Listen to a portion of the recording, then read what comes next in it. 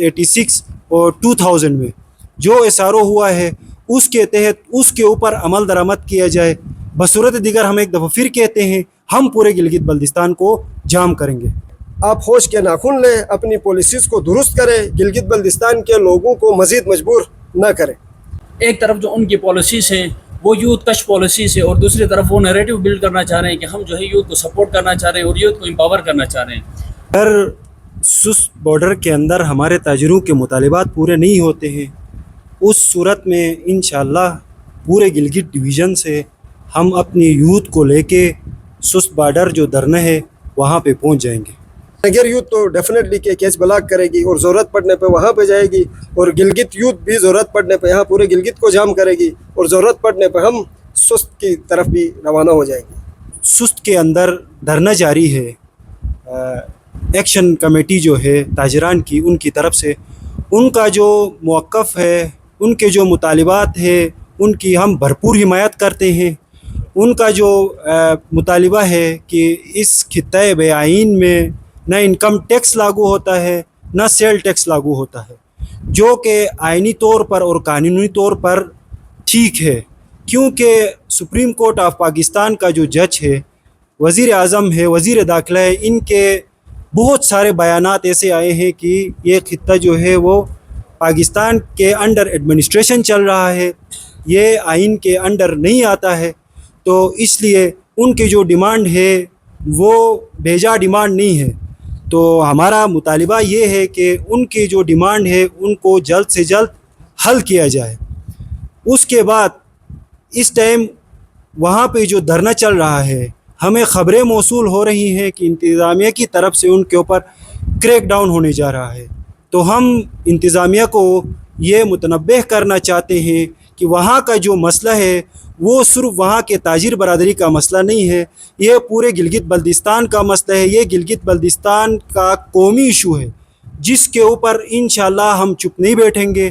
وہاں پہ اگر کچھ ہو گیا ہمارے تاجروں کے ساتھ، اسمال ٹریڈرز کے ساتھ، تو ہم پورے گلگت بلتستان کے اندر احتجاجات شروع کریں گے.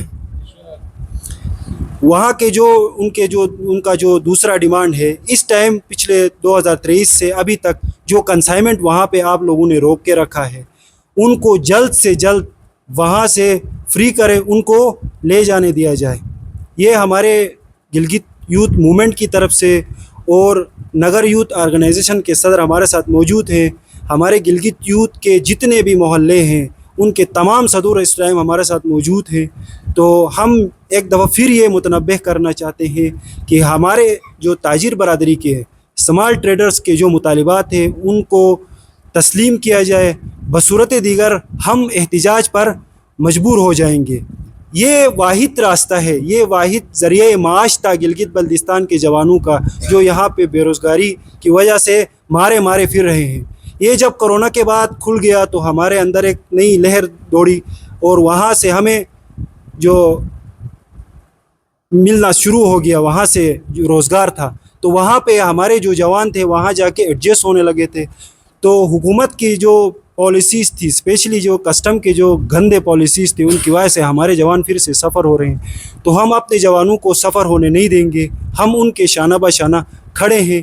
وہ جو SRO جو 1992 1984 اور اس کے بعد گورنمنٹ آف گلگت بلتستان اور پاکستان، اسپیشلی پاکستان، گلگت بلتستان چونکہ ایک بے آئین خطہ ہے، یہ بات کلیئر ہے کہ گلگت بلتستان پاکستان کا حصہ نہیں ہے.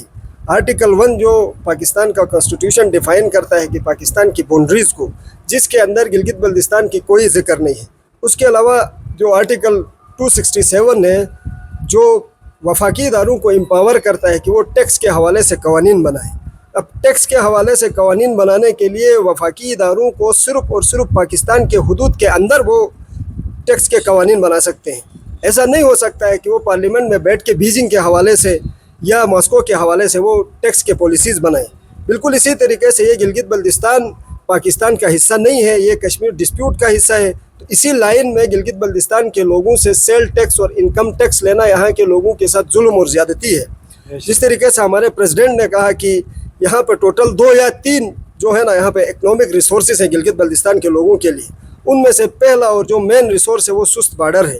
यहाँ से जाके हमारे छोटे बड़े बहुत सारे गिलगित बल्तिस्तान के लोग वहाँ से कुछ 2-4 पैसे कमाते थे, जिससे उनका घर का चूल्हा चलता था।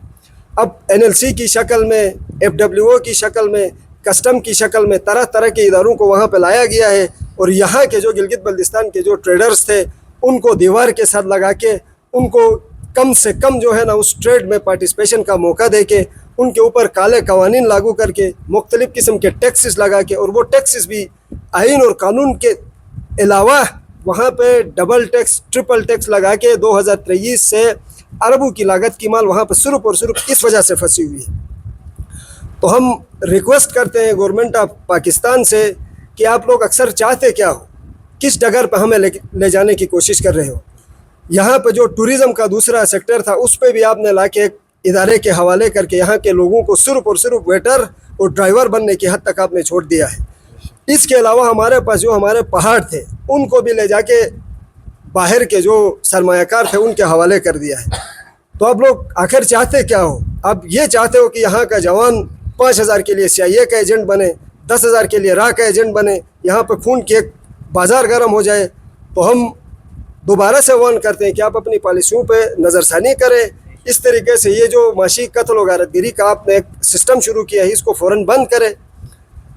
अदरवाइज़ गिलगित बल्तिस्तान के लोग जब तंग आएंगे ना तो यहाँ पे कोई भी खुश नहीं रहेगा, न कोई TIR चलेगा, न कोई NLC की चलेगी, न ही हम वहाँ पे कस्टम वालों को बैठने देंगे। दूसरी बात, मैं वहाँ की जो ताजिर बरादरी है उनकी जो निगोशिएटिंग या मुज़ाकराती टीम है उससे मैं करना चाहूँगा कि इससे पहले भी वहाँ पे बारहा इस तरह के धरने हुए हैं, लेकिन एंड में नतीजा ये निकला है कि 2-4 बंदे या 1-2 टोला वहाँ से उसने अपना फ़ायदा उठा के गायब हो गए हैं। तो इस बार भी गिलगित बल्तिस्तान की पूरी कौम, गिलगित बल्तिस्तान के पूरे नौजवान की नज़रें आप पे पड़ी हुई है। इस बार भी इस तरह से कौम के साथ गद्दारी करके अपना मफाद और अपना पेट भरने की कोशिश की तो गिलगित बल्तिस्तान के जवान आपके गिरबान पकड़ेंगे। इन्हीं गुजारिशात के साथ एक और अभी हमें जो है ना यहाँ पे खबरें मौसूल हो रही हैं कि जो हमारे डिस्ट्रिक्ट हुंजा के प्रेसिडेंट है रेहान साहब के हवाले से उन्होंने कोई FIR काटने के लिए कोई नोटिस इशू किया है। तो हम इसकी भी शदीद अल्फाज में मजम्मत करते हैं और दोबारा से हम गवर्नमेंट को कहते हैं कि इस तरह के प्रेशर से, इस तरह के डंडों से, इस तरह के नोटिस से आप हमें नहीं डरा सकते हो। इसलिए तो ये जो CPEC का रूट है, सुस बॉर्डर है, हम समझते हैं कि सबसे जो गिलगित की यूथ को एम्पावर करने की जो सबसे मेन जो हमारे पास दरवाज़ा है, गेटवे है, वो हमारे पास CPEC का है और सुस बॉर्डर है। तो गवर्नमेंट जो है हमसे ये छीन रही है और हमें जाके जो है एक फ्रीलांसिंग मार्केट के अंदर हमें धकेलना चाह रही है, जिसका भी भरोसा नहीं है कि वो कल है या नहीं है। और ऑलरेडी आपको पता है मार्केट के अंदर अनसर्टेनिटी है। अमेरिका, फिर जो पावर कंट्रीज़ हैं वो इस मार्केट को मैनिपुलेट करना चाह रहे हैं। खुदा न खास्ता कल को ये मार्केट बंद हो जाती है तो फिर हमारी यूथ कहाँ पर स्टैंड कर रही है। तो हमें एक तसलसल के साथ जो निज़ाम चल रहा है, हमें ऐसा कोई निज़ाम चाहिए और गवर्नमेंट की भी ये रूश होनी चाहिए कि जो भी पॉलिसी बनती है वो आवाम की और जो वहाँ के रहने वाले हैं उनकी फलाह व बहबूद के लिए बनती है, न कि उनको जो है उनका मुस्तकबिल के ऊपर वो खिलवाड़ करें। हमारे पास जितनी भी हमारी पॉलिसीज़ बनी हैं, सदर साहब ने डिस्कस किया हुआ है। माइंस एंड मिनरल्स पॉलिसी है हमारे पास, और जो जाके अभी जो स्विस बॉर्डर के ऊपर टैक्सेशन की जो पॉलिसी है ये बिल्कुल हमें काबिल कबूल नहीं है। हमें ऑन बोर्ड किया जाए, यहाँ के स्टेक होल्डर्स को ऑन बोर्ड किया जाए, फिर जाके जो पॉलिसी बनती है, जो पॉलिसी मुरतब होके आएगी, फिर हम उसको वेलकम करेंगे और हम खुशी से जो है उसको सपोर्ट करेंगे।